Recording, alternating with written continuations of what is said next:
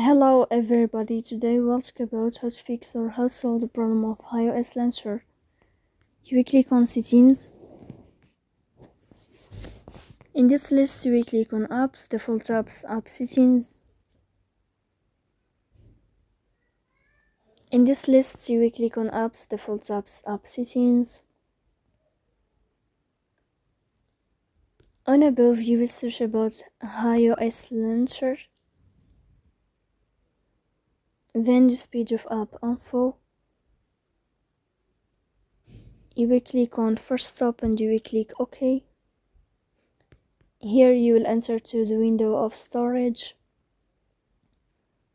Then you will click on clear cache. But pay attention, don't click clear data because that can delete your account.